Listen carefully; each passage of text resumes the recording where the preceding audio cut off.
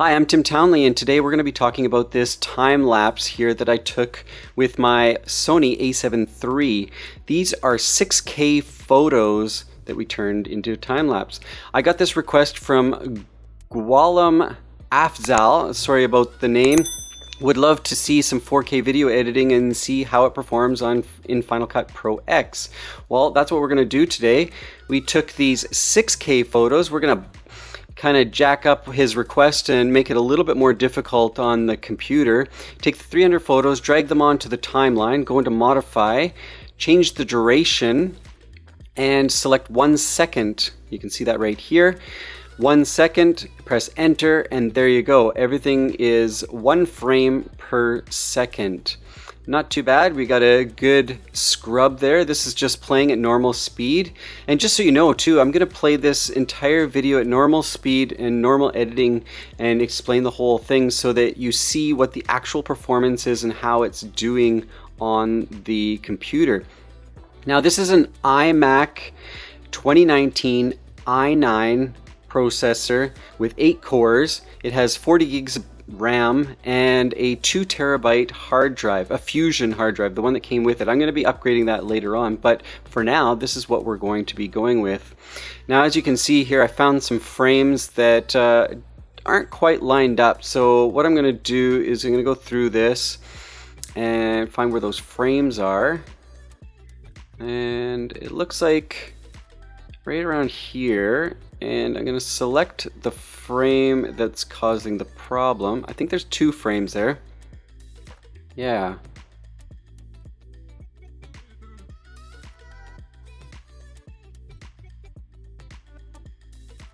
Okay, so take that frame, just put it above.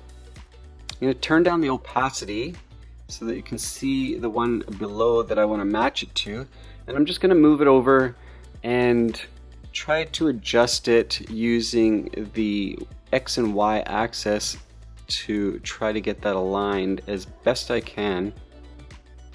Because keep in mind that this is just a 1 frame in the whole 12-second video here that it's going to be, and it's not going to make a huge difference, but you'll definitely notice it, so you want to adjust it and make sure it's nice and tight, the best lining it up as possible.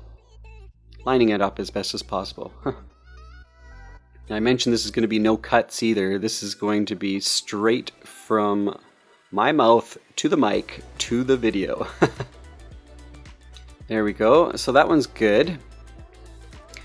Now just get one more, and we're gonna move that over and just adjust that.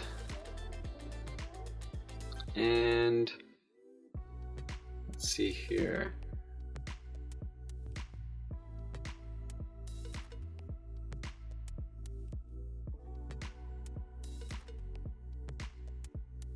Okay. Oh, so we're gonna just first turn the opacity back up here. Move that frame over to the one that's actually correct, and then turn the opacity down and mess with the Y axis here and see if we can align that properly, and do the same with the X. Make some fine tuning adjustments. Now keep in mind again that these are 6K photos and we're running at the best quality possible. We're not running proxy or low quality video on this. I'm doing it full so you can see the speed at which things are happening. In a future video, I'll probably do some more where we're working with, maybe try some 8K or something like that, maybe do some color correction or some effects and see what that seems to, or how that seems to affect the processing power of this Mac. So now I'm just taking all the photos, I'm going to turn it into a new compound clip, give it a new name. Now this was taken in Victoria, BC at Sax Point. Beautiful location. If you ever get a chance to go visit there, take a look. Sax Point, really nice. This was on kind of a stormy day, but turned out really nice. Some good cloud cover. This is right before sunset. So now I'm just adjusting it to the 5K frame size here so that it kind of fills, seeing what kind of looks good to me. And I think that looks pretty good. There we go. I like that we have this these shifting clouds. It's kind of like a crosswind, I guess, where the clouds underneath are going one direction and the clouds above are going another direction. So yeah, it's a really nice little clip here.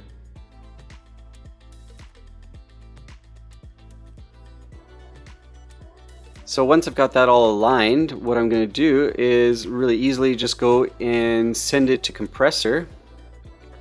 And in compressor, we're going to go with the 422 high quality video. I'm going to just go and select a location to download it to, or to render it to.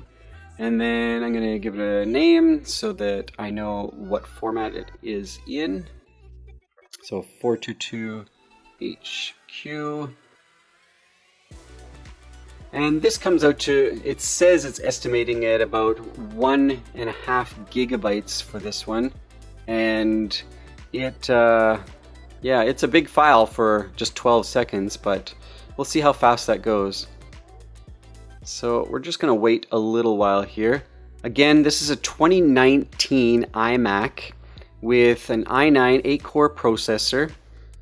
It has 40 gigs of RAM and a 2 terabyte Fusion hard drive. I just got it recently, and it's kind of replacing my 2013 iMac, which it was not fast, and you could totally tell it wasn't fast. At the end of this video, I'm also going to show you the speeds. I'm not going to make you sit through it, but I'm going to show you the speeds of a render I did of a 3D scene in Adobe Dimension. And it's incredible the difference between how fast the new computer is compared to the old computer. And it's obvious because of the new technology, new processor, new everything's better than the old one. I'll also pop up what the specs are for my old and new and show you the comparison at the end as well. So stay tuned for that. So this is going pretty fast, 12-second video, full 422 HQ, and look at that, almost done already. 1 minute and let's see.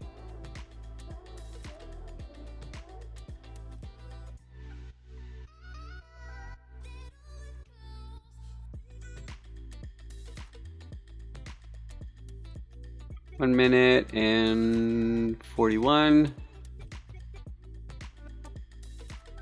Almost there.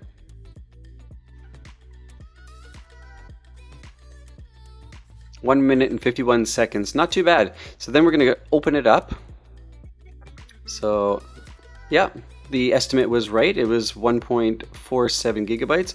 Open it up in QuickTime and do a play.